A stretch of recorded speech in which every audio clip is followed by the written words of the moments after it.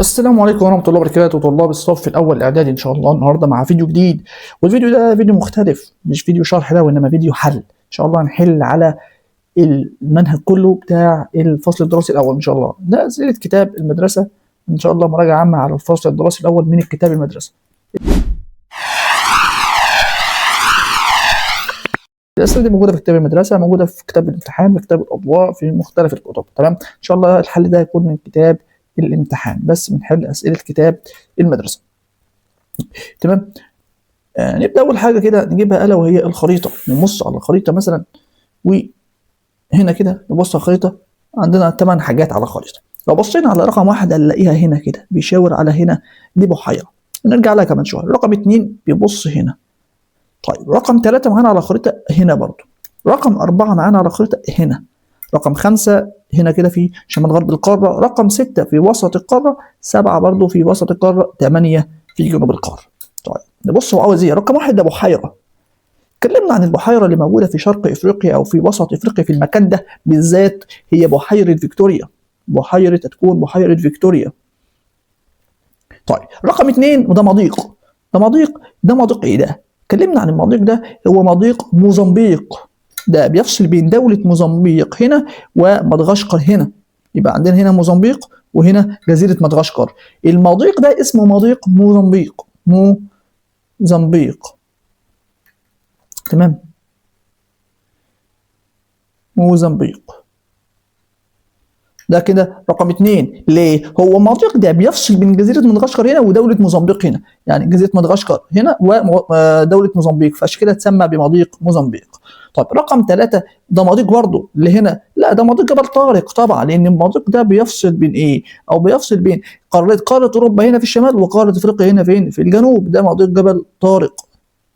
طيب رقم 4 ده جبل هنا كده، بيتكلم على رقم 4 بيقول لك ده جبل ايه؟ بص ركز معايا، هنا بتكلم على في النقطة دي بالذات هنا كده. طب لو كان هنا يختلف، لو في النقطة اللي فوق كان يبقى كينيا، انما تحت هنا يبقى دي كليمنجارو.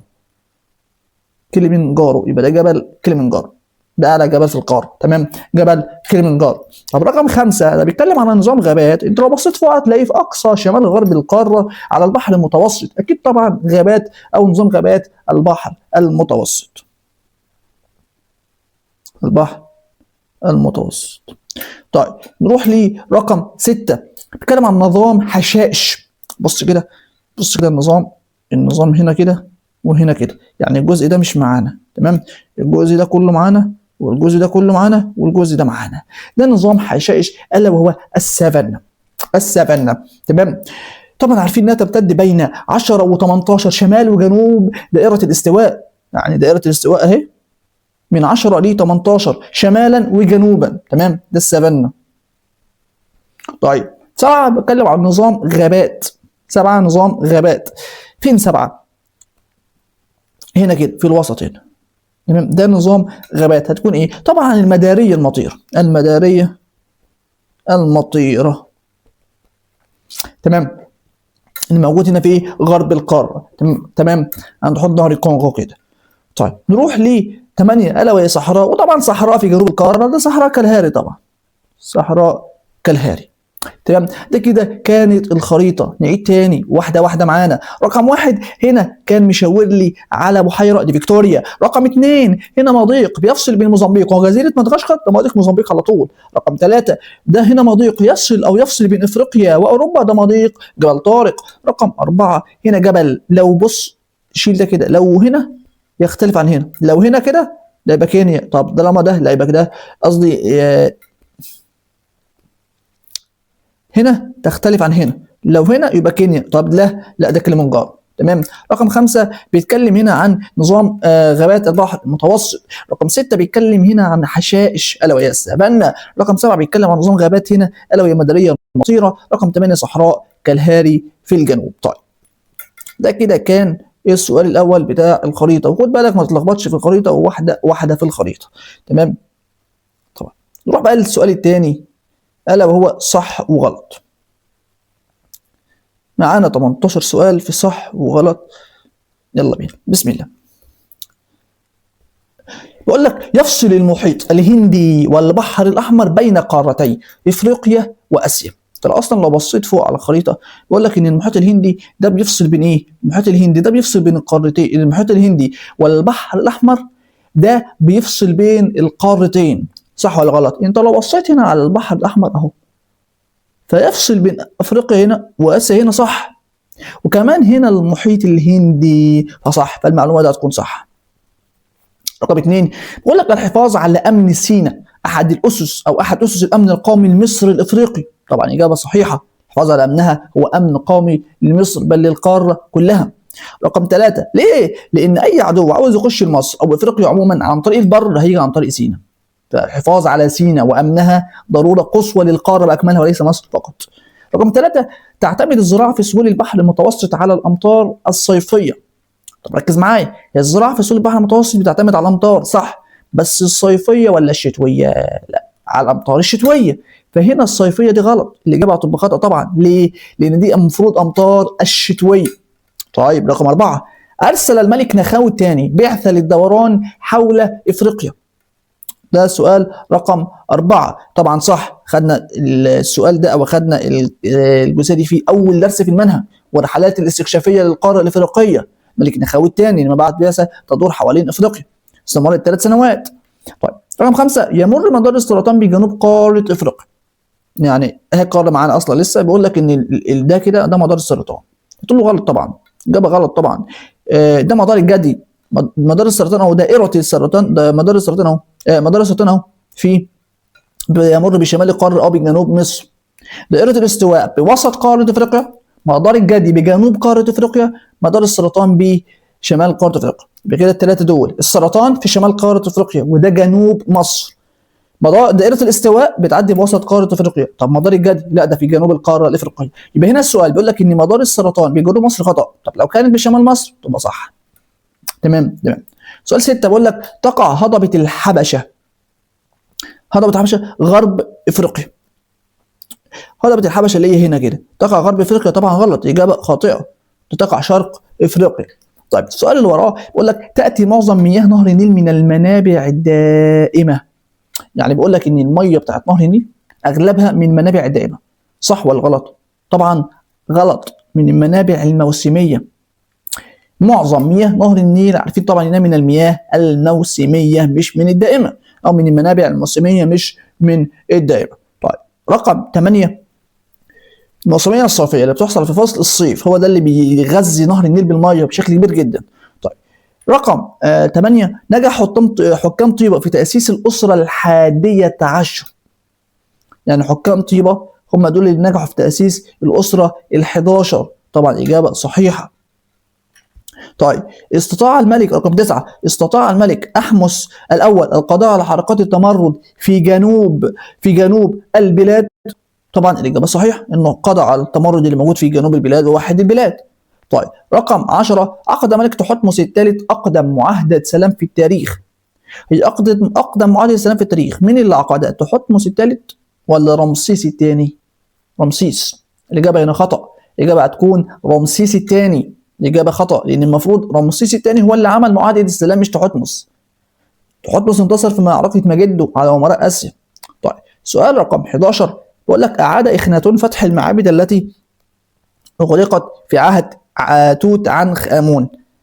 الجملة هنا معكوسة، المفروض إن توت عنخ آمون هو اللي فتح المعابد اللي أغلقها إخناتون مش العكس. هنا حصل مقص، توت عنخ آمون جه ورا إخناتون. إخناتون طبعا كان مؤمن بإن إله واحد، وقفل المعابد اللي هي بتاعت الكهنة والكلام ده. المعابد التانية إنه مؤمن بالإيه بالوحدانية. تمام، مؤمن بالوحدانية اللي هو فكره بقى الثورات الدينيه اللي حصلت في عهده. تمام، فلما توت عنخ امون مسك الحكم لا فتح المعابد وعمل كل حاجه تانية زي ما كانت موجوده واكتر كمان. فاللي هنا اللي فتح المعابد مره اخرى توت عنخ امون مش اخناتون، واللي اغلقها اخناتون مش توت عنخ امون. هنا الاجابه خطا، في عكس في الموضوع، هو عكس الموضوع. طيب سؤال رقم اللي وراه او السؤال رقم 12 امتدت الامبراطوريه المصريه في عهد احمس الاول الى فينيقيا. ركز في السؤال، بقول لك امتدت الى فينيقيا. طب فينيقيا دي اللي هم فين؟ فينيقيا دي اللي هم في هنا كده يا حبيبي، هنا كده في النقطه دي كده، لو بصيت على سوريا، لو بصيت على فلسطين، لو بصيت على ايه لبنان والاردن، دي هي اجزاء من الاردن كمان، دي كده هي فينيقيا. طبعا الاجابه صحيحه.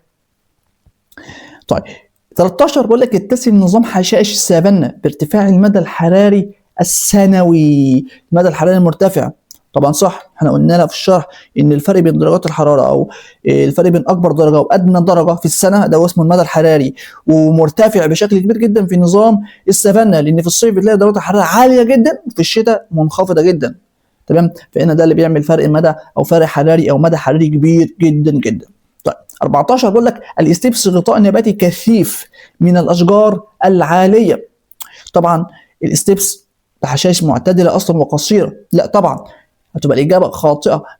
الاشجار الكثيفه والعاليه والمتشابكه مع بعضها دي في الغابات المداريه، اصلا في الغابات المداريه، ده بين خطا. هتبقى الغابات المداريه او نظام الغابات المداريه هو ده اللي غطاء نباتي كثيف واشجار متشابكه مع بعضها لدرجه ان الضوء اصلا واشعه الشمس مش بتصل للتربه اصلا. تمام. السؤال اللي وراه بيقول تتعرض مساحات واسعه من الاراضي الافريقيه للتصحر. طبعا صح، الاجابه صحيحه، ودي احد المشكلات اللي بتواجه القاره الافريقيه. طيب سؤال 16 بيقول لك تنخفض الحراره شتاء الى الصفر في بعض المناطق الداخليه لنظام الصحاري الحاره. طبعا صح، مناطق الصحاري الحاره الافريقيه درجه الحراره في الشتاء بتصل احيانا الى الصفر والى ما دون الصفر كمان، ممكن تقل عن الصفر كمان. سؤال 17 بيقول لك ادت زياده حده موجات الجفاف الصحاري الافريقيه الى ندره النبات. يعني الجفاف، كتر الجفاف ده وقوته الشديده دي يعني عملت ندره في النباتات الطبيعيه، ما خلتش في نباتات طبيعيه كتيره موجوده عندي في القاره الافريقيه. طبعا الاجابه صح. انت بتتكلم على موجات جفاف، يعني مفيش مطر، نقص كميه المطر لفتره زمنيه محدده، ده تعريف الجفاف. فانا عندي نقص في المطر وان الدنيا بتشتيش او ما بتمطرش لفتره طويله جدا. هل النبات الطبيعي هينمو؟ النبات الطبيعي الذي ينمو دون تدخل الانسان فقط سقوط الامطار وينمو، هل ده هيحصل؟ لا طبعا. حتى وان كان في الصحاري بتتحمل الظروف المناخيه الصعبه وجذورها بتمتد للاعماق وتاخذ المياه من المياه الجوفيه او المياه الموجوده تحت، بس برضو لما يزيد الجفاف ما تتوقعش اصلا ان ما تتوقعش مثلا ان النبات هيطلع، طبعا لا. ادت الى ندره النبات الطبيعي، يبقى صح، ادت الى ندرته لانه مش هيزيد ولا هيستقر زي ما هو، لا ده هيقل كمان. طيب سؤال رقم 18 قال لك تنتشر اشجار المانجروف في السواحل الغربيه لافريقيا اكثر من السواحل الشرقيه. خدنا في النظم البيئيه المائيه اشجار المانجروف واماكن تركزها، طبعا اماكن تركزها كانت في السواحل الغربيه للقاره، فالاجابه هنا صحيحه. نروح باقي الاسئله اللي موجوده بتاعت صح وغلط هنا.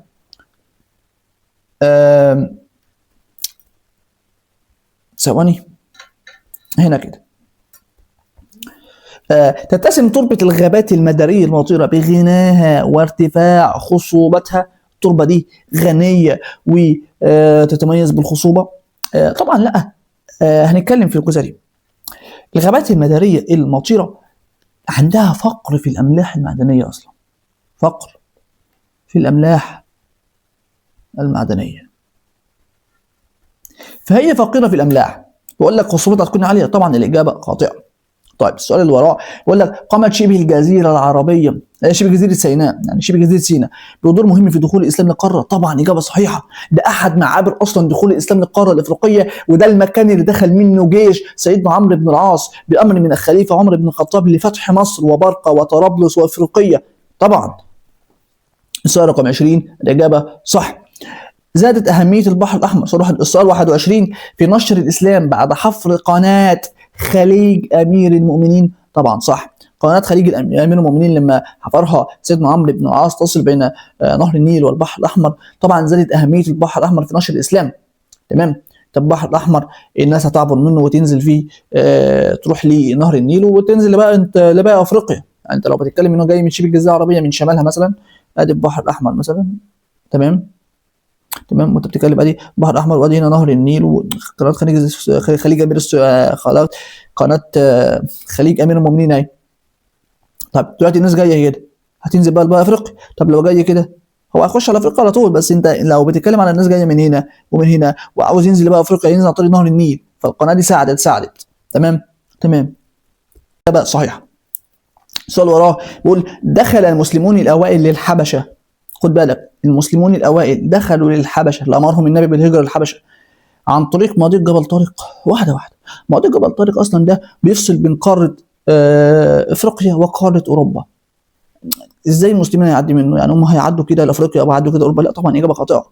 انما هم عدوا من ايه؟ البحر الاحمر، ده كان معبرهم زمان. طيب اخر سؤال فيه اختار، قال لك اعطى لا سؤال 23، يبقى ده سؤال 23. ساعدت الظواهر الطبيعيه عمرو بن العاص في فتح طرابلس؟ طبعا الاجابه صحيحه. احنا اتكلمنا ان طرابلس كانت محاطه ثلاث اتجاهات، منها كانت محاطه باسوار واتجاه واحد فقط امام البحر، فالظواهر الطبيعيه دي ساعدت سيدنا عمرو بن العاص في انه يفتح المدينه. تمام. اخر سؤال هنا بقول لك اعطى الاسلام للمراه حريه اختيار الزوج؟ طبعا الاجابه صحيحه. كده اسئله اختر خلصناها الحمد لله. طيب نروح على السؤال الثالث، الا وهو سؤال بيقول اختر الاجابه الصحيحه. احنا خلصنا صح وغلط، نروح لسؤال اختر الاجابه الصحيحه. طيب واحده بسم الله، ونبدا بالسؤال رقم 1. بقول لك يقع البحر الاحمر بالنسبه لافريقيا جهه ايه؟ ما تلخبطش في السؤال ده، ادي البحر الاحمر،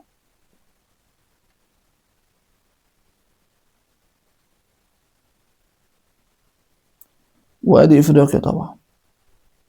تمام. فانت عندك ادي افريقيا وادي البحر الاحمر، يبقى البحر الاحمر بالنسبه لافريقيا ناحيه ايه؟ الشرق. ما هو ادي افريقيا وادي البحر الاحمر، يبقى انا واقف هنا، يبقى ده الشرق بتاعي وده الغرب بتاعي وده الشمال وده الجنوب، يبقى ناحيه الايه؟ ناحيه الشرق. طيب السؤال الثاني بيقول احد الدلائل على حدوث ثورات بركانيه في افريقيا جبل ايه؟ كلمنا عن جبل كينيا وجبل كليمنجارو، هنا حاطط لي كينيا فاختار كينيا. طيب رقم 3 يعد جبل شايب البنات اعلى قمه جبليه في جبال البحر الاحمر. تمام، دي معلومه لازم تعرفها، من جبال البحر الاحمر اعلى قمه جبليه في جبل شايب البنات. طيب الرحالة العربي الذي وصل مالي بعد اختراقه للصحراء من شمالها لجنوبها، مين الرحالة ده؟ اتكلمنا عن دور كل رحالة منهم الا وهو ابن بطوطة. تمام. طيب 5 بقول لك يرجع الفضل في تأسيس مدينة قرطاج لمين؟ المصريين ولا الفينيقيين ولا الكوشيين ولا الليبيين؟ طبعا الفينيقيين. وبعد كده المدينة دي استقلت بذاتها وبقت مملكة قوية جدا. رقم 6 بقول لك مؤسس الأسرة الثالثة في تاريخ مصر القديم، الأسرة الثالثة، مين هو مؤسسها؟ ملك زوسر. كلمنا الملك زوسر هو اللي أسس الأسرة الثالثة، وكمان عمل هرم زوسر المدرج، وده أول مبنى أو أول بناء حجري ضخم في التاريخ. كانت مقبرة الملك خوفو عبارة عن مسطبة واحدة ولا هرم مدرج ولا حفرة عميقة ولا هرم كامل؟ خوفو ده الهرم الكبير، طبعا هو هرم كامل، مش حفرة طبعا ولا هرم مدرج زي زوسر ولا مسطبة واحدة. طيب عاصمة الهكسوس في مصر كانت، الكلام ده السؤال ده رقم 8. الهكسوس لما اتخذوا من مصر العاصمة دي كانت ايه؟ كانت اواريس، واللي راح احمس حاصرها وطردهم منهم، وبعدين وجه وراهم لحد فلسطين وطردهم من فلسطين كمان. رقم 9 بقول لك انشأ الملك ابن نمحات الثالث مقياسا للنيل عند الجندل الكام؟ عند الجندل الثاني. طيب السؤال اللي وراه الا وهو، هنا نروح بقى للجزئيه، السؤال رقم 10. تنسب مهمه تشييد الهرم المدرج الى مين؟ يعني المهمه دي بتنسب الى مين؟ ايمو حتب. تمام. وزير مين؟ الملك زوسر. طيب رقم 11 بيقول لك خاض الملك رمسيس الثاني معركه قادش ضد مين؟ رمسيس الثاني لما خاض معركه قادش ضد الحيثيين وانتصر عليهم وعقد اول معاهده سلام في التاريخ ضد الحيثيين. طيب تعد الاراضي الزراعيه من النظم البيئيه ليه؟ نتكلم عن ارض زراعيه، هل هتكون ارضيه ولا بشريه ولا طبيعيه ولا مائيه؟ واحده. من النظم البيئيه الايه؟ البشريه، صح. نظم ايه؟ من النظم البيئيه البشريه، مش مائيه طبعا ولا هي ارضيه ولا هي طبيعيه. طيب 13 بقول لك انتشر الاسلام في شرق افريقيا عبر ايه؟ بيتكلم على شرق افريقيا. البحر المتوسط ده اصلا في شمال افريقيا. المحيط الاطلنطي ده في غرب افريقيا. خليج بين المؤمنين ده في قلب مصر. المحيط الهندي. المحيط الهندي. المحيط الهندي اللي كان بيفصل اسيا عن افريقيا هو ده اللي انتشر الاسلام عن طريقه. طيب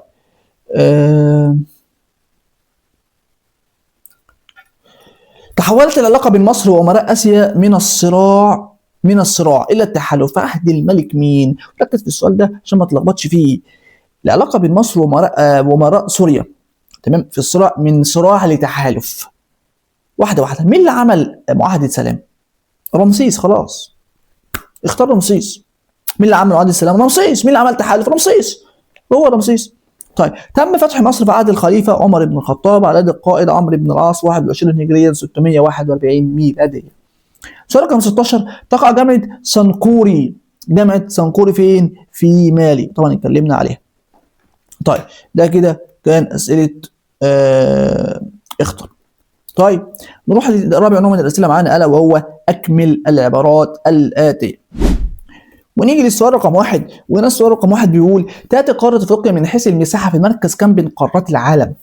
يعني افريقيا الكام في ترتيب قارات العالم كلها من حيث المساحه؟ الثاني ورا اسيا.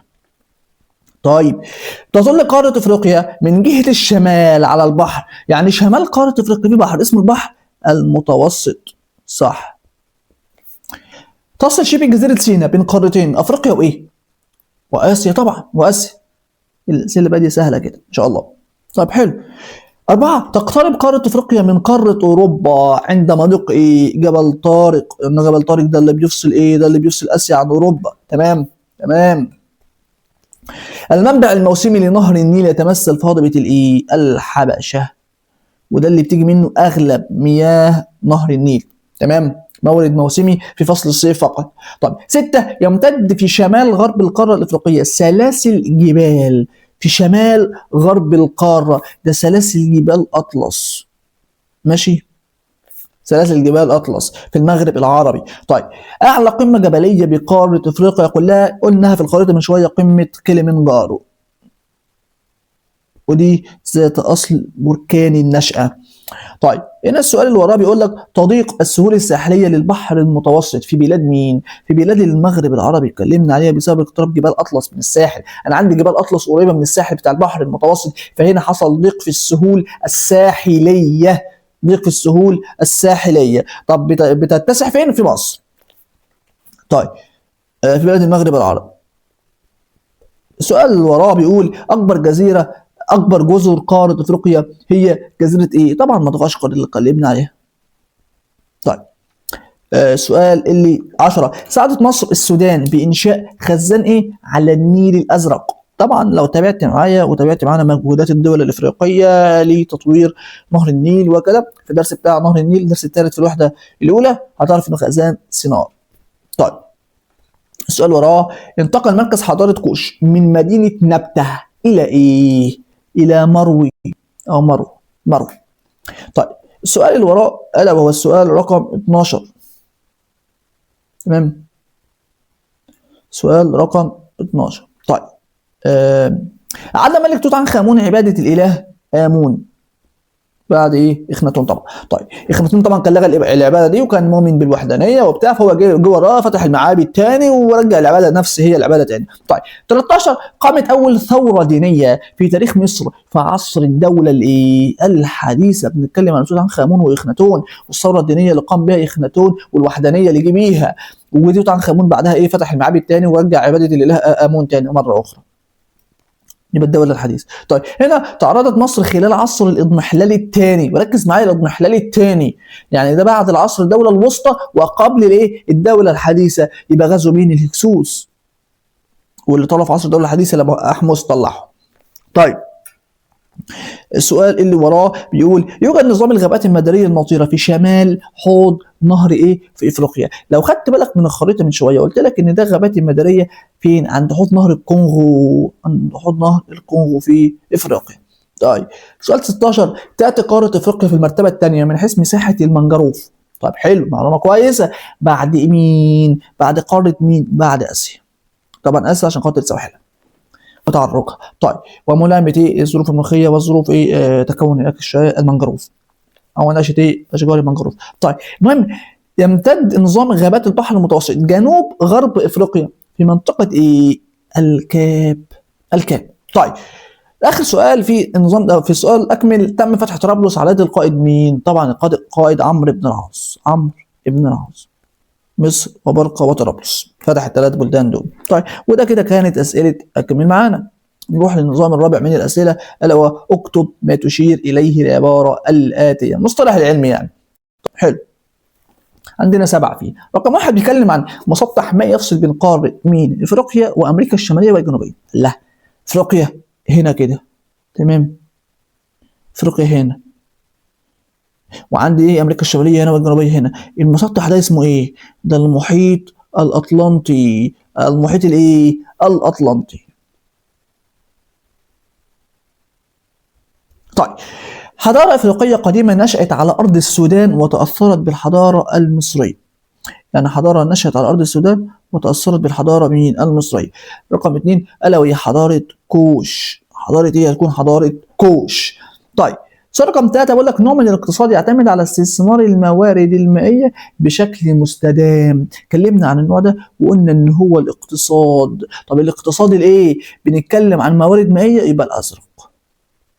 لو اتكلمنا عن نباتات يبقى الاخضر. تمام، يبقى الاقتصاد الازرق. طب 4 نهر دولي يمر باحدى 10 دول افريقيه. طبعا نهر النيل. نهر النيل ده الدرس الثالث كله هنا اصلا. طيب بالقطع بقول لك 5 قطع اشجار الغابات بدأ في بيع اخشابها واستخدامها. دي اسمها ايه؟ استخدامها كوقود. اسمها ازاله الغابات. المصطلح ده اسمه ازاله الغابات. انت بتزيل الغابات عشان اي حاجه بقى، عشان تبيع اخشابها، عشان تعمل اي حاجه مش مشكله، المهم ان ده اسمه ازاله الغابات. طيب رقم 6 بقول لك اماكن للدراسه والاعاشه الكامله بالمجان خصصت للطلاب الدارسين بالازهر. اتكلمنا عنها ان هي الاروقه، وعندنا نوعين: الاروقه الجبرتيه طلاب افريقيا شرق ووسط افريقيا، والاروقه بتاعت المغرب العربي، تمام، اللي بيجي منها طلاب المغرب العربي. نوعين من الاروقه. طيب 7 بيقول لك المعبر البري الوحيد الذي يربط شبه الجزيره العربيه بقاره افريقيا الا وهو ايه؟ شبه جزيره سيناء. شبه جزيره سيناء. طيب ده اكتب ما تشير اليه العباره. طب نروح لمن تنسب له الاعمال التاليه. هما 3 بس في لمن تنسب. مين الملك اللي عمل الحاجه دي؟ طيب ناخد اول حاجه: ارسل بعثه تجاريه الى بلاد بونت عبر الصحراء.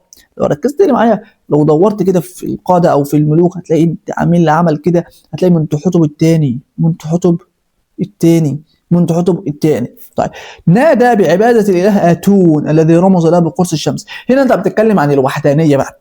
مين الملك اللي جيب بثوره دينيه وكان بينادي بالوحدانيه؟ اخناتون. اخناتون. طيب حاكم مصر ارسل رحلات استكشافيه للنيل الابيض. ده في العصر الحديث، ده محمد علي. محمد علي. تمام تمام.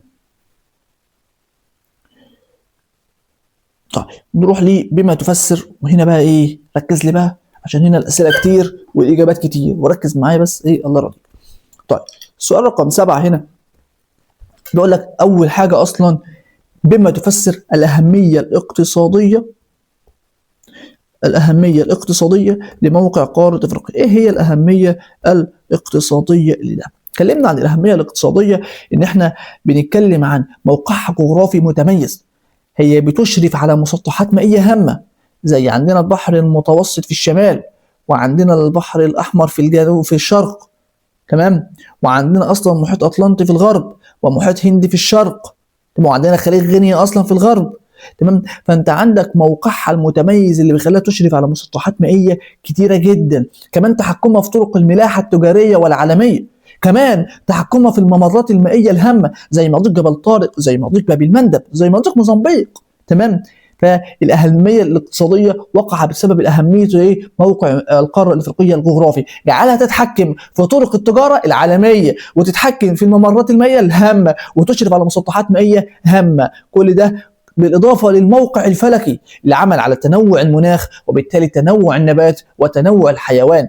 أنا عندي لما يكون عندي مناخ متنوع، مناخ، فطبعا طبيعي يكون عندي نبات متنوع وحيوان متنوع. وده اللي زاد من أهمية إيه؟ من أهمية قارة أفريقيا الاقتصادية.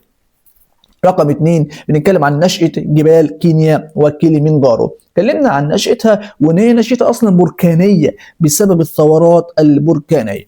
بسبب الثورات البركانيه. طب رقم 3 بيقول لك تنوع المناخ بقاره افريقيا. انا ليه عندي في قاره افريقيا المناخ متنوع؟ والله المناخ متنوع ليه؟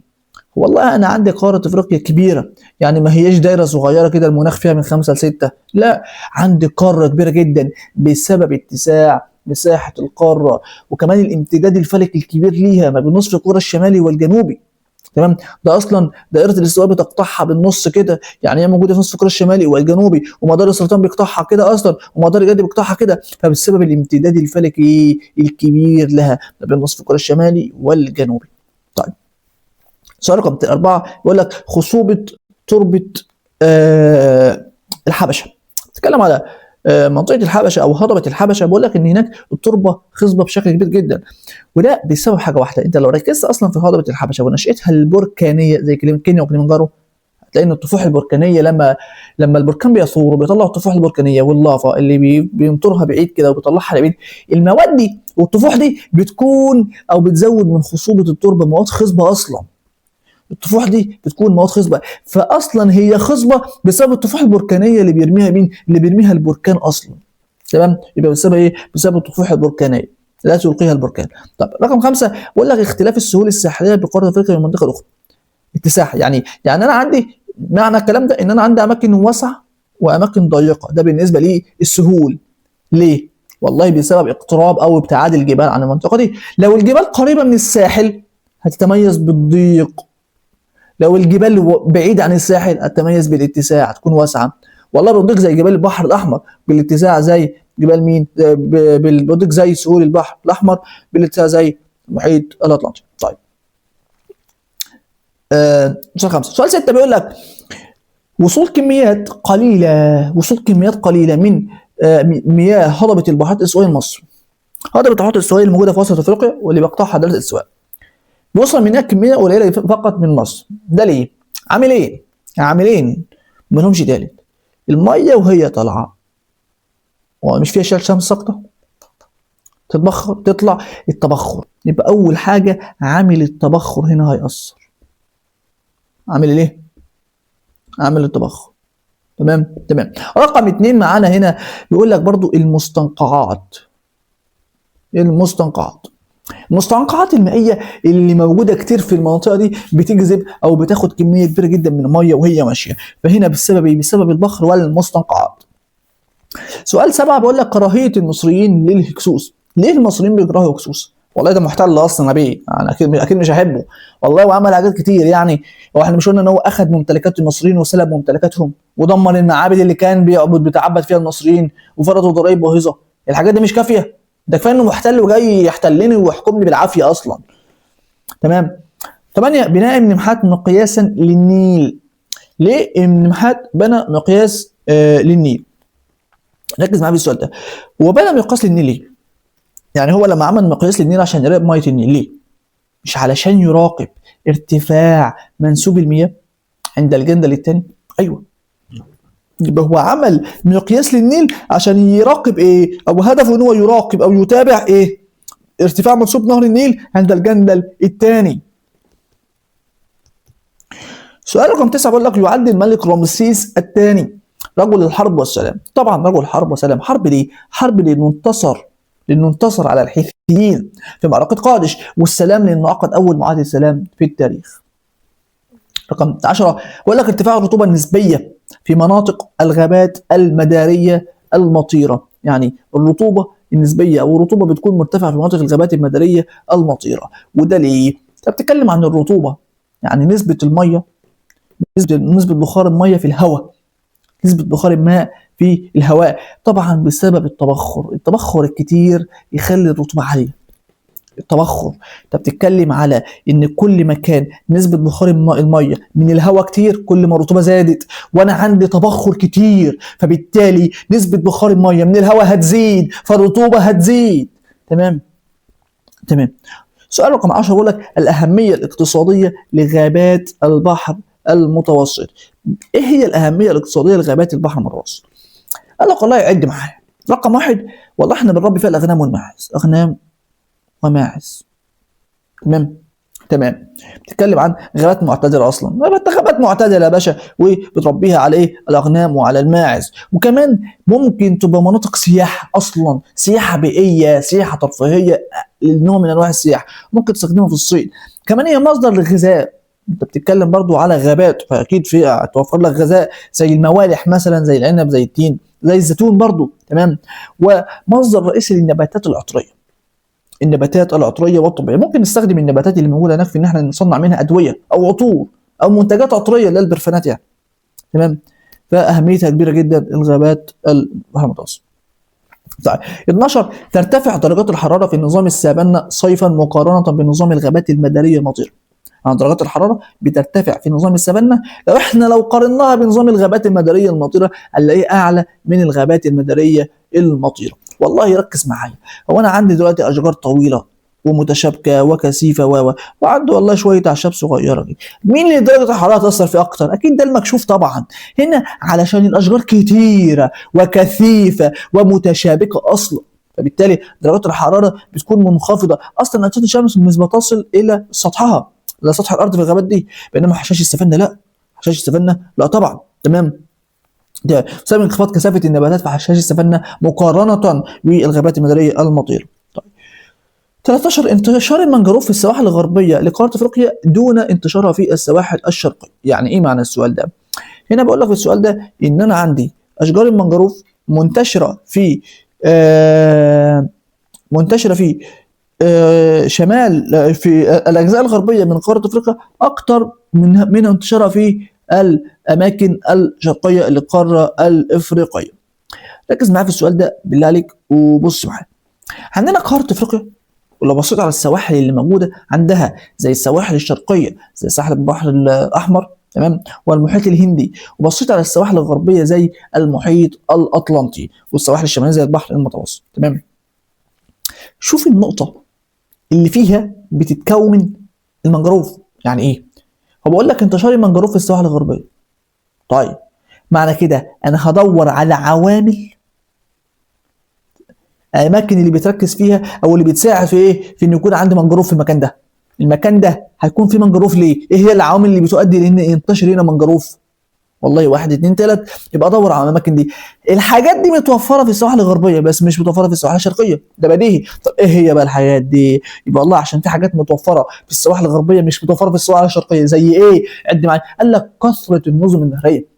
الانهار كتير يا باشا، الانهار في الشرق مش كتير، في السواحل الشرقيه مش كتير، انما في السواحل الغربيه لا كتيره جدا. تمام. فانت عندك النظم النهريه كتيره. كمان برضو كميه المطر بتسقط في الاجزاء الغربيه اكتر منها في الاجزاء الشرقيه، وده طبعا عاملين كبيرين جدا ومؤثرين في نشاه المنجروف. تمام. دايما بقول لك انتشار المنجروف دور على الحاجات اللي بيروح عندها المنجروف. ايه هي اسباب نشر المنجروف او تكون المنجروف؟ هو موجود في مكان كتير ومكان قليل. طيب المكان الكتير ده ايه هي عوامل نشأة المنجروف هناك؟ والله واحد اتنين تلاته بس.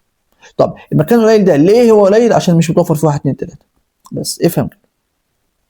طيب سؤال رقم كام؟ 14، الأهمية الاقتصادية للنظم البيئية. يعني أنا بستفاد إيه بالنسبة للاقتصاد؟ فلوس يعني. قال لك والله انها بتفيدنا حاجات كتير. والله انت لو اتكلمت عن النظم البيئيه للميه، الانسان انت بتتكلم عن نظم بيئيه ميه، يعني النظام البيئي المائي. انت بتتكلم عن بحار، انت بتتكلم عن انهار. تمام. تمام. والله بتفيدني بالغذاء، السمك اللي بصطاده ده، صح ولا لا؟ صح. والله برضو بطلع منها او بستخرج منها حاجات بستخدمها في الادويه. يعني مثلا بعض الطحالب بستخدمها في صناعة الأدوية، صناعة المستحضرات التجميل. تمام. صناعة العطور أو المنتجات الإيه أو الأعشاب. برضو مصادر الطاقة الحفرية، ما ننساش مصادر الطاقة الحفرية زي البترول وزي الغاز الطبيعي. يعني مصادر طاقة حفرية، يعني مصادر طاقة غير متجددة وملوثة للبيئة وتعتمد على الاحتراق. برضو ما ننساش مصدر طاقة متجدد ممكن نعمله هنا ألا والطاقة الكهرومائية، نعتمد على المياه الموجودة بنولد طاقة كهرومائية زي السد العالي عندنا في مصر. تمام. فأهميته كتير جدا، وهيوفر فرص عمل للشباب، هنستخرج الأملاح منه. تمام. ممكن نحلي مياه النهر ده أصلا ونستخدمها في الشرب. في حاجات كتير جدا أهمية اقتصادية اتكلمنا عن الغذاء، اتكلمنا عن مواد الخام، اتكلمنا عن فرص عمل، اتكلمنا عن تحليه البحر اصلا، اتكلمنا عن مصادر طاقه حفريه ومصادر طاقه متجدده. طيب ايه هي الاهميه الاستراتيجيه والحضاريه لشبه جزيره سيناء؟ بص قسمها واحده واحده. الاهميه الحضاريه، الاهميه الحضاريه واحده، قال لك والله ان انتقلت بعض الثقافات والحضارات من اسيا لافريقيا عن طريق شبه جزيره سيناء اصلا. زي الحضاره الاسلاميه، الحضاره الاسلاميه لما انتشرت ازاي؟ هو مش سيدنا عمرو بن العاص جاب جيشه من سينا، جاب جيشه من سينا ودخل مصر، صح ولا لا؟ صح. وبعدين ايه؟ ابتدى بقى الهجرات تتوافد بقى وايه خلاص، فابتدى هنا الاهميه الحضاريه في كون شبه جزيره سيناء احد المعابر الاسلاميه لقاره افريقيا. يبقى انتشرت الحضاره الاسلاميه عن طريق ايه؟ شبه جزيره سيناء. طيب بالنسبه للاهميه الاستراتيجيه، من الاستراتيجيه ليه؟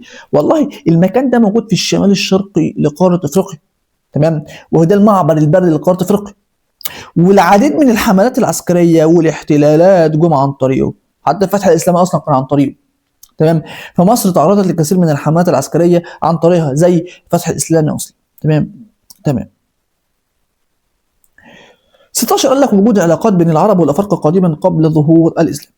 يعني زمان قبل دخول الاسلام اصلا وقبل انتشار الاسلام في قاره افريقيا كان في علاقات بتربط بين الافارقه وبين العرب، وده بسبب حاجتين. بص انت لو بصيت برضو على نفس الحاجه، احنا نجيب الخريطه، لو بصيت على البحر الاحمر وبصيت على القاره الافريقيه، انت بتتكلم اصلا ان هنا كده اسيا وهنا كده افريقيا، ما بيفصلهمش غير بحر. طب دول لو عدوا البحر راحوا افريقيا، فهل الموقع الجغرافي ده بعيد؟ يعني في معوقات، والله ده في جبال وهضاب ومستنقعات وخنادق، هل في لا، هو بس هيعدي البحر هيروح. وهل ما كانش فيه بحاره زمان؟ لا كان فيه بحاره وكان فيه تجار اصلا زمان، تمام؟ فانت عندك هنا القرب الجغرافي، ان هم قريبين من بعض جغرافيا، ده ساعد بشكل كبير جدا على التواصل بين شبه الجزيره العربيه وشرق افريقيا، لدرجه ان كان في حملات تجاريه بتطلع من هنا كده على السواحل هنا كده، تمام؟ وبتيجي هنا ايه تاجر هنا على الساحل الشرقيه لقاره افريقيا، بل وعملوا كمان مراكز تجاريه هنا كده، والمراكز دي تطورت بعد كده الى مدن والى مراكز لنشر الدين الاسلامي.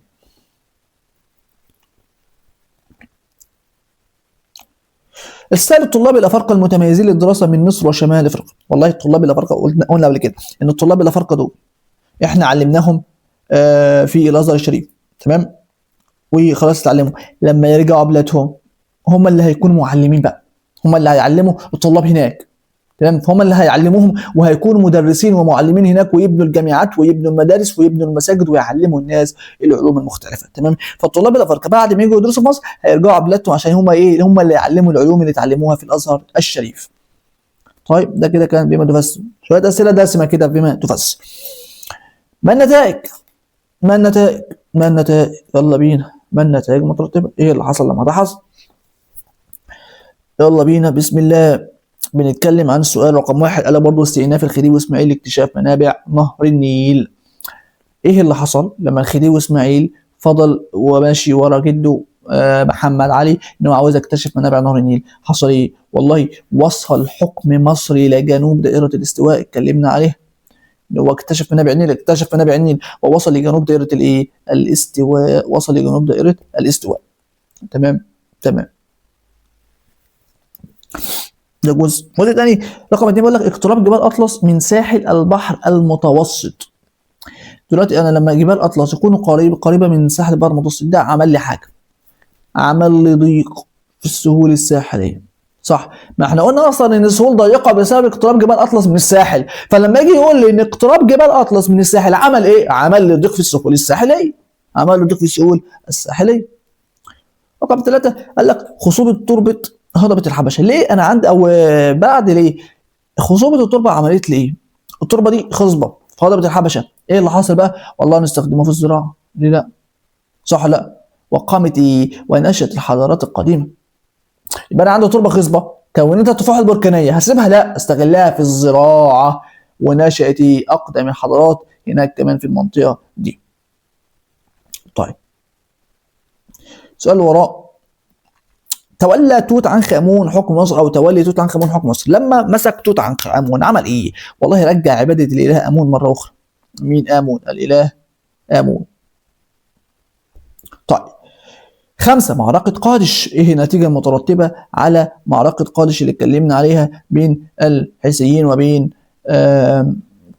رمسيس الثاني طبعا، وانتصر عليهم وعقد اول معاهده سلام في التاريخ بانتصار الملك رمسيس الثاني على امير الحيثيين او على الحيثيين، وعقد اول معاهده سلام في التاريخ.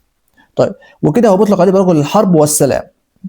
رقم 6 بقول لك حفر قناه سيزو ستريز، ايه النتائج المترتبه على حفر قناه سيزو ستريز؟ ده ادى الى زياده حركه التجاره بين مصر وجيرانها، لان انا كده نهر النيل والبحر المتوسط والبحر الاحمر، فانا ممكن اوصل للبحر الاحمر عن طريق نهر النيل، ادي نهر النيل وادي البحر الاحمر، في حاجه بتوصل، فانا بقى اجي كده واروح جاي كده، يعني انا ممكن اجي من نهر النيل وانزل كده، صح ولا لا؟ وانا اجي البحر المتوسط وانزل كده، فسهل الحركه بين مصر وجيرانها، بين مصر ودول اللي في افريقيا، وبين مصر والدول هنا اللي في المنطقه دي اللي في شبه الجزيره العربيه، وبين المناطق دي برضه دي، فسهل الحركه والتجاره بشكل كبير جدا، وده اللي يساعد على نشرها في المنطقه دي.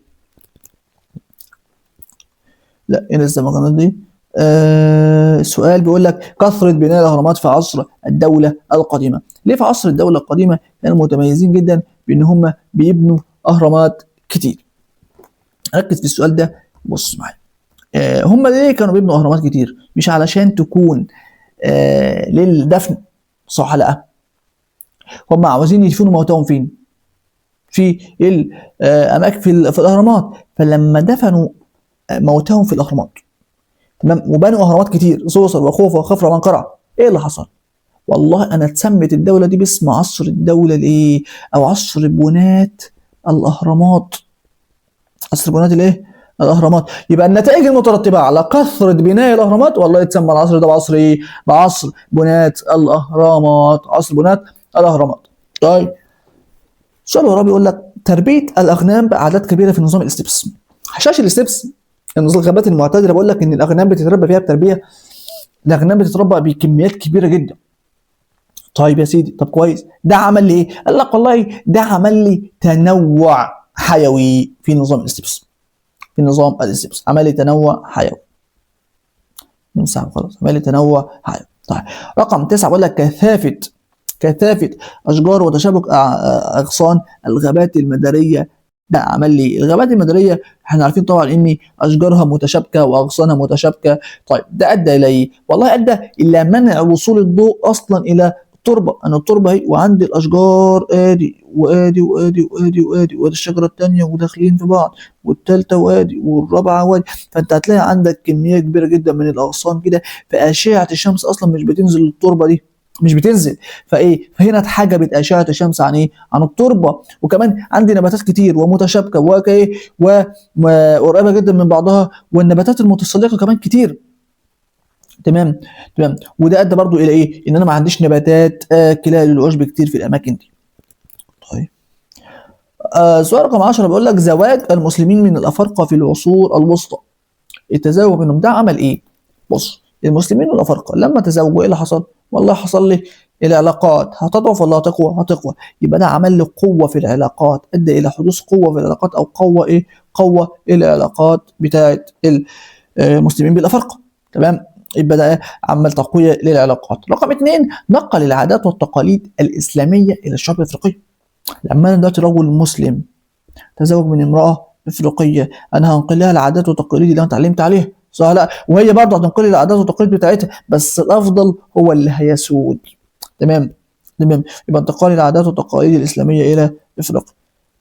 سؤال رقم 15 سؤال رقم 11 بيقول لك فرار بني اميه وانصارهم الى داخل افريقيا. اتكلمنا عن لما انهزمت ولما انتهت الدوله الامويه فروا الى افريقيا والى ايه؟ الى افريقيا والى جنوب السودان. طب هم لما راحوا هناك وهم متعلمين اللغه العربيه، نشروا اللغه العربيه في البلاد دي ونشروا الاسلام، يبقى ساعدوا على نشر الاسلام واللغه العربيه في افريقيا. تمام تمام، ده السؤال رقم 8 كان بتاع ما نتائج مترتبة. نروح بقى لما له علاقة بين. السؤال بيقول لك ما له علاقة بين، واحدة واحدة معايا، واحدة واحدة. ما له علاقة بين؟ قال لك شبه جزيرة سيناء والثقافة الحضارية الإسلامية. إيه العلاقة بين شبه جزيرة سيناء والثقافة الإسلامية. والله شبه جزيرة سيناء كانت المعبر البري الوحيد للجيوش الإسلامية والفتوحات الإسلامية والاستعمار أصلا عموما، بس هنا بنتكلم عن الثقافة الحضارية الإسلامية. فهنا شبه جزيرة سيناء هي كانت المعبر الوحيد لقارة أفريقيا اللي عبر منه الفتوحات الإسلامية وانتقلت منه الثقافة الإسلامية. يبقى كده الثقافة الإسلامية عبرت إيه؟ عبر شبه جزيرة سيناء لشمال أفريقيا وأفريقيا عموما، تمام؟ ومنها نشرت إليه الثقافة الإسلامية وانتشرت في داخل القارة الإفريقية. يبقى شبه جزيرة سيناء هي المعبر البري الذي دخل منه الثقافة أو الحضارة الإسلامية إلى أفريقيا وانتشر في شمال أفريقيا وبقية الأماكن في أفريقيا.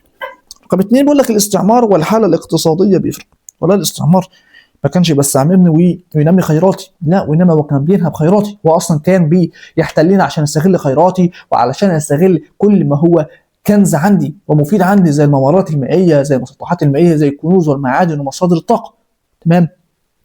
عشان هو استغل كل الخيرات اللي عندي واستغلها لخدمة بلد، وده عمل لمشاكل اقتصادية كبيرة جدا وخلانا نعاني من الفقر ومن الجوع ومن كل أمراض ومن كل المعوقات اللي احنا لسه فيها. بعض الدول الأفريقية حاليا عندها مشاكل كتيرة جدا ومتأثرة بالاحتلال، برغم ان لسه ان عدى يعني سنين طويلة جدا على خروج المحتل من البلد، ولكن لسه متأثرين بيها. رقم 3 بقول لك مدينة قرطاج والفينيقيين. اصلا الفينيقيين دول هم اللي بنوا مدينه قرطاج على ساحل البحر المتوسط، تمام؟ يبقى هم اللي بنوها. يبقى قام الفينيقيين بتاسيس المدينه دي طبعا اعتماد على التجاره البحريه. رقم 4 الملك نخاوي الثاني واكتشاف قاره افريقيا. ومش نخاوي الثاني ده كان له دور في الاستكشافات، صح؟ الاكتشافات الافريقيه. مش بعت رحله والرحله دي استغرقت 3 سنين بتدور حوالين افريقيا عشان تستكشف افريقيا، صح؟ يبقى خلاص، يبقى الملك نخاوي الثاني ارسل رحله تدور حول افريقيا لاستكشاف القاره الافريقيه استغرقت نحو 3 سنوات. النظام البيئي المائي والطاقه. بص، احنا عندنا بالنسبه للنقطه دي ان احنا هنستخرج من النظام البيئي نوعين من الطاقه، طاقه حفريه وطاقه متجدده. حفريه زي الغاز الطبيعي وزي البترول، وطاقه متجدده زي الطاقه الكهربائيه. يبقى نستخرج من النظام البيئي المائي نوعين من الطاقه، منها طاقه حفريه ومنها طاقه كهرومائيه. 6 حشائش السفنة وبقى غذاء الإنسان. والله بص، حشائش السفنة هي مصدر رئيسي للغذاء للإنسان، مصدر رئيسي.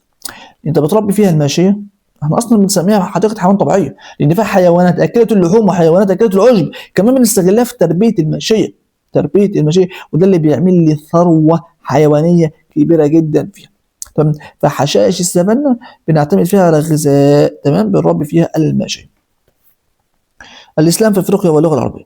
والله انتشار الإسلام في قارة أفريقيا أدى إلى انتشار اللغة العربية، لأن أي شعيرة من الإسلام زي الصلاة، زي الأذكار، زي قراءة القرآن، أي شريعة أو أي شعيرة من شعائر الإسلام لازم تكون متقن للغة العربية وأنت بتقراها. يعني مثلا لما تيجي تقرا سورة الفاتحة، بسم الله الرحمن الرحيم، الحمد لله رب العالمين الرحمن الرحيم مالك يوم الدين إياك نعبد وإياك نستعين اهدنا الصراط المستقيم صراط الذين أنعمت عليهم غير المغضوب عليهم ولا الضالين. صدق الله العظيم. أنت بتقرا. طب حد لو مش متعلم لغة عربية ازاي هيقرا سورة الفاتحة؟ مش هيعرف، صح؟ فهنا الإسلام جه فالناس اتعلمت علشان اللغة العربية، حتى وإن كانت اتعلمت فقط الشعائر الإسلامية باللغة العربية، بس يكفي إنه برضه إن الإسلام ساعد على نشر اللغة العربية فين؟ في أفريقيا. طيب ده كده وزية ما العلاقة بيه. طيب السؤال اللي وراه أو 10 ده سؤال بيتكلم عن قارن بس كده. خد واحدة واحدة. ولا قارن بين إيه؟ قارن بين الغابات المدارية المطيرة، وبين غابات البحر المتوسط. طيب ادي المطير وادي المتوسط من ايه وايه؟ من حيث الموقع الفلكي والخصائص. طب واحده واحده. المطيره موقع فلكي بكام؟ قال لك والله تمتد من 10 شمالا ل 10 جنوبا. 10 شمالا ل 10 كام؟ جنوب. ده كده بالنسبه للغابات المداريه المطيره. طيب غابات البحر المتوسط لا الكلام ده مختلف هناك، ده بين 30 ل 45 شمالا وجنوبا. يبقى كده نظام الغابات المداريه المطيره ونظام غابات البحر المتوسط في فرق طبعا في الموقع الفلكي، هنا بين 10 شمالا ل 10 جنوبا، وهنا 30 شمالا ل 45 جنوبا. تمام؟ من 30 ل 45 شمالا وجنوبا. يعني في شمال الكره الارضيه من 30 ل 45 والجنوب من 30 ل 45. تمام. ده بالنسبه للموقع الفلكي. طب بالنسبه لخصائص التربه قال لك برضو الموضوع مختلف. بالنسبه للغابات المداريه المطيره فهي نتكلم عن الخصائص التربه فيها، والله التربه فيها فقيره، التربه فيها فقيره. كمان اتكلمنا عن اشجارها انها كثيفه ومتشابكه، اتكلمنا عن اهم اشجار زي المهوجني والابنوس والمطاط. تمام. تربتها لونها احمر كمان وفقيره بالاملاح المعدنيه. تمام. يبقى تربتها فقيره ولونها احمر. طب بالنسبه لغابات البحر المتوسط لا، تربتها متعدده الالوان، متعدده. تمام. يعني ايه متعدده؟ والله عندها احمر وعندها بني وعندها اسود. تمام. وتربه صالحه للزراعه كمان. يبقى كده لما تتكلم عن التربه في النظامين الغابات المداريه المطيره، لا والله ده تربه فقيره، تربه ايه؟ فقيره ولونها احمر. طب لما تروح لغابات البحر المتوسط لا والله ده تربه متعدده الالوان، مش احمر بس زي هنا، لا ده احمر وبني واسود وكمان صالحه للزراعه، وصالحه للزراعه. طيب ده كده بالنسبه لي مقارنه رقم واحد موقع الفلكي وخصائص التربه. طب رقم اثنين الخصائص النباتيه لكل من السافانا الغنيه والسافانا المكشوفه. السافانا ايه؟ الغنيه والمكشوفه. بيتكلم عن الخصائص النباتيه. بص بقى، هتقول لي هنا في السافانا الغنيه والله ان حشائشها طويله وبس كده، لا وكمان تتميز بانها قريبه من الغابات المداريه، هي قريبه من الغابات المداريه فعشان كده هي طويله اصلا، يبقى هي طويله وكمان فيها اشجار بتتخللها، وهي الوحيده من انواع السافانا اللي اشجار فيها بتتخللها زي اشجار الصمت. اشجار الصمت هل صمت. تمام تمام. يبقى كده بالنسبه للخصائص النباتيه للسافانا الغنيه والله هي طويله قريبه من الغابات المداريه المطيره وبها اشجار تتخللها زي الصمت. طب الغابات المكشوفه او السافانا المكشوفه والله ده ايه ده يعني فيها طويل وفيها متوسط. تمام تمام. وكمان تقل بها الاشجار، يعني هنا فيها اشجار زي الصمت كتير، قلت من شويه ايه ان الواحده اللي فيها اشجار. تمام. لا يعني فيها اشجار ودي فيها اشجار برضه، بس دي فيها اشجار اقل. يعني هنا لو عندنا 100 شجره فهنا هتلاقي عندها 10 ولا حاجه. تمام. فانت عندك المشهور بالاشجار اكتر السافانا الغنيه مش السافانا المكشوفه. تمام تمام. السؤال رقم 2. طيب نروح بقى للسؤال رقم 11. ده سؤال طويل جدا. طيب ناخده واحده واحده. سؤال رقم 1. سؤال رقم 1 بيقول اجب عن الاسئله التاليه. صنف الى ما يلي الى نظم بيئيه ارضيه ونظم بيئيه مائيه. يعني مين اللي مائي ومين اللي ارضي؟ طب واحده واحده. الارضي الاخر ناخد الارضي. بسم الله. الارضي لو بصينا على المنجروف مثلا، بلاش كده ناخدها واحده واحده نقول ده ايه. واحده واحده. لو بصينا على منجروف وده هنلاقوه ان هو نظام بيئي مائي. نظام بيئي مائي. الاحمر ده مائي ماشي، الاحمر ده هيبقى مائي والازرق ده هيبقى ارضي. تمام. يبقى المنجروف ده مائي. طب الاستبس ارضي. طب الغابات المداريه المطيره ده ارضي. طب نهر الكونغو لا طبعا ده مائي. طب المستنقعات لا ده مائي. بحيره تشاد ده مائي. تمام. فكده احنا ايه حددنا. تمام. يبقى الارضي بس مين؟ الارض بس مين؟ اللي هو الغابات المداريه المطيره والاستبس. طب واللي مائي منجروف وكونغو ومستنقعات وبحيره تشاد. طيب 2 بقول لك رتب الاحداث التاريخيه من الاقدم الى الاحدث. يعني انا عاوز اقدم حاجه بعدين احدث حاجه. اعطاني قال لك بناء مدينه منفر واكتشاف مقبره توت عنخ امون ودخول اسكندر مصر وبناء الهرم المدرج. ايه هي اقدم حاجه؟ طبعا بناء مدينه منفر. يا سلام، ده بناها الملك مينا وعملها عاصمه موحده للبلاد 4242 3200 قبل الميلاد. 4242 ده كان الوحده الاولى وفشلت. الوحده الثانيه 3200 قبل الميلاد على يد الملك مينا. طيب ده كده رقم 1.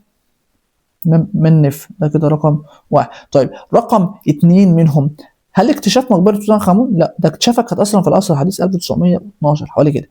دخول اسكندر الاكبر لمصر لا. بناء الهرم المدرج ده تاني واحد. بناء الهرم المدرج. ثالث حاجه دخول اسكندر مصر، ورابع حاجه اكتشاف مقبره توت عنخ امون.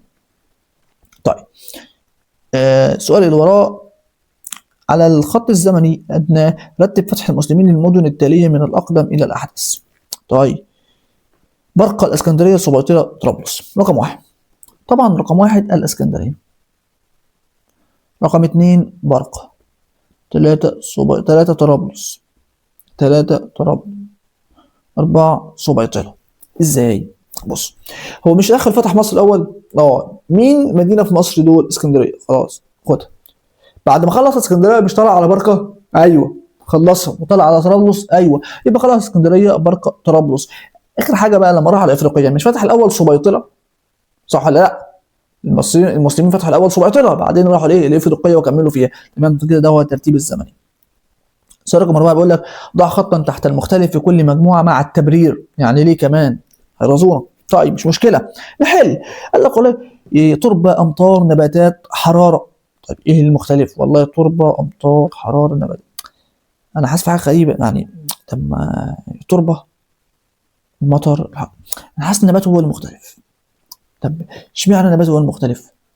لأن النبات هو كائن حي أو من المكونات الحية، إنما دول غير حية.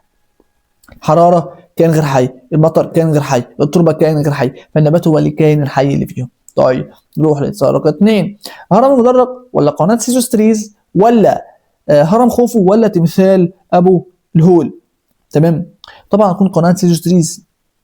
قناة سيزوستريز ده قناة بناها الملك تحتمس الثالث في عصر الدولة الوسطى، بينما التانيين لا، ده اهرامات اتبنت او مباني او حاجات اتبنت في عصر الدوله القديمه. يبقى قناه سويس تم حفرها في عصر الدوله الحديثه، بينما هرم مدرج وخوف وتمثال ابو الهول تم انشائهم في العصر الدوله القديم.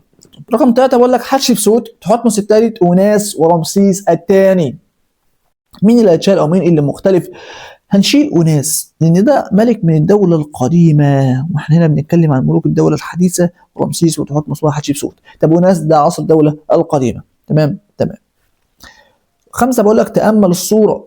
وريني الصورة يا عم، تأملناها. طيب قال لك أكمل، ينسب هذا العمل إلى عصر الدولة القديمة. هي كده. عصر الدولة القديمة بناء الأهرامات، طبعا ده الهرم الكبير هرم خوفو، وده كده تمثال أبو الهول اللي بناه خفرع. تمام، يبقى ده اللي بناه خوفو وده اللي بناه خفرع. طيب قال لك صفة التمثال الموجود في الصورة ده تمثال أبو الهول، شكله جسم أسد ورأس إنسان. طيب تحدد 2 من خصائص عصر الدولة المنسوب له هذا التمثال. بيقول لك إن الدولة دي حدد 2 من خصائصها. قال لك والله كان فيها استقرار، قال لك والله كان في براعة الفنان المصري القديم في النحت والنقش والرسم. أدينا شفنا النحت وأدينا شفنا البنى، ففي براعة كبيرة جدا، ازدهار الأدب. تمام، تطور فن العمارة. تمام، فكان في استقرار، كان في عماره، كان في ادب، كان في فنون، كان في نحت، وكان في رسم، وكان في حاجات كتير. طيب بيقول لك 6 تتعرض الشعاب المرجانيه لاخطار بشريه وطبيعيه تهدد وجودها. في ضوء هذه العباره اذكر 2 من المخاطر التي تهدد الشعاب المرجانيه. طبعا الشعاب المرجانيه في كتير جدا من المخاطر بتهددها، بس احنا هنا هنتكلم عن 2 بس من الحاجات اللي بيهددوا الشعاب المرجانيه. عد معايا. تمام، رقم 1 والله الزلازل، والله البراكين، الثورات البركانيه والحرائق والغابات. ده حاجات طبيعيه زي الاعاصير، زي الحرائق، زي البراكين، زي الزلازل. طيب الحاجات البشريه والله عندنا زي ازاله الغابات والرعي الجير وغيره. تمام. بيقول لك الشعاب المرجانيه كمان الاخطار البشريه اللي بتهدد وجودها. طيب رقم 2 بيقول لك صف احد الجهود الافريقيه للحفاظ على التنوع البيولوجي في القاره. يعني ايه الحاجات اللي بتعملها دول القاره الافريقيه علشان تحافظ على التنوع البيولوجي داخل القاره الافريقيه؟ والله الدول الافريقيه يعني بتبتدي ان هي تعمل مؤتمرات وتعمل مناسبات وتعمل زي اجتماعات كده وجمعيات عشان يناقشوا المشاكل اللي بتواجه البيئه في القاره الافريقيه. تمام، وبيبتدوا يعملوا مؤتمرات ومحاضرات يحضروها وحاجات كتيره كده. تمام، هنتكلم عليها. والله لو بصيت على انهم عملوا رقم 1 تاسيس الصندوق الافريقي لتغير المناخ في 2014، عملوا اجنده 2060 2063 افريقيا التي نريدها، وعملوا مبادره افريقيا لاستعاده المناظر الطبيعيه، وعملوا يعني دي حاجات كتير جدا ان هم عايزين يدخلوا التكنولوجيا عشان يواجهوا التغير المناخي. حاجات كتير. طيب مش مشكله. 7 بقول لك اشرح طرق تكيف النباتات في نظام الصحراء الحر. ازاي النباتات في نظام الصحراء الحاره بتتكيف مع الظروف المناخيه القاسيه دي؟ والله احنا عندنا حاجتين. في بعض النباتات بتمد جذورها للجنوب وبتاخد ميه، وبعض النباتات التانية بتكون الورقه بتاعتها صغيره فبتقلل من النتح، من الفاقد بتاعها من الميه يعني. تمام، فيا اما بتمد جذورها للجنوب تاخد ميه، يا اما اوراقها بتكون صغيره. تمام. كمان في حاجه ان هي بتخزن الميه في سقانها، كمان بتخزن الميه في سقانها. طيب تمام. بيقول لك وضح التشابه بين موقف المصريين واهل برقه من الفتح الاسلامي. هو بيقول لك هنا ان كان في تشابه، انا عاوزك توضحه لي، اللي هو التشابه بين فتح مصر وفتح ايه وفتح بين فتح مصر وفتح برقه. طبعا بنتكلم عن موقف المصريين. والله الاثنين رحبوا بالحكم الاسلامي. ليه؟ لو بصيت على مصر كان بيحكمها الرومان واحلى اضطهاد، وكمان كانوا بيحكموا البلد كلها، يعني المصريين ما كانوش بيشاركوا في حكم بلادهم ابدا. فالمصريين يعني كانوا بيستنجدوا بالاسلام، لو تعالى خلصنا خلاص، ما صدقوا لو ايه، لو حاجه يمسكوا فيها. تمام. فهم رحبوا بشكل كبير جدا. كذلك برقه، اهل برقه رحبوا بالاسلام عشان يخلصوا من نفس الحاكم الظالم ونفس الامبراطوريه الظالمه، الا وهي الامبراطوريه الرومانيه. الامبراطوريه الرومانيه كانت ظالمه وكانت مضطهده كل من هو تحت حكمها، كان من ضمنها مصر وبرقه، فبالتالي هم هيرحبوا بالفتح الاسلامي. رقم 9 بيقول لك ما تقييمك لدور الملك اياح حتب وبتاع، اللي هو يعني اياح حتب، انت ايه رايك في الدور اللي هي عملته في تحرير هكسوس؟ والله هي عملت دور كتير جدا، شجعت زوجها اصلا اياح حتب على الحرب، ولما توفى شجعت ابنها الاكبر كاموس، ولما توفى شجعت ابنها الاصغر منه احمس للحرب والمقاومه ضد الهكسوس، وبالفعل نجح في طرد الهكسوس وحكمت البلاد اثناء ما في الحروب، اثناء ما كانوا بيحاربوا في المعارك. هي اللي كانت بتدير الامور الاداريه، هي كانت بتدير الدوله. تمام. بقول لك ميز بين العوامل الطبيعيه والبشريه للاختلال التوازن البيئي. اتكلمنا عن عوامل البشريه زي الزلازل، عوامل البشريه زي الرعي الجير وزي التلوث زي حاجات كتير، الطبيعيه زي الزلازل وزي البراكين وزي التغيرات المناخيه. اخر حاجه 11 بيقول لك اذكر اثنين من ادوار المساجد في المجتمع الافريقي. المجتمع او في افريقيا المسجد كان له دورين. ايه هو؟ والله احنا هنتعلم الشعائر الدينيه، صح، هنقيم الشعائر الدينيه. يعني انا هصلي في مسجد، اصلي في المسجد، اصلي بقى ظهر، اصلي عصر، مغرب، عشاء، تراويح، فجر، المهم احنا نصلي في المسجد. تمام. وكمان حاجه تانية، كان دور للعلم، يعني عشان تتعلم في المسجد، يبقى تعلم. تمام.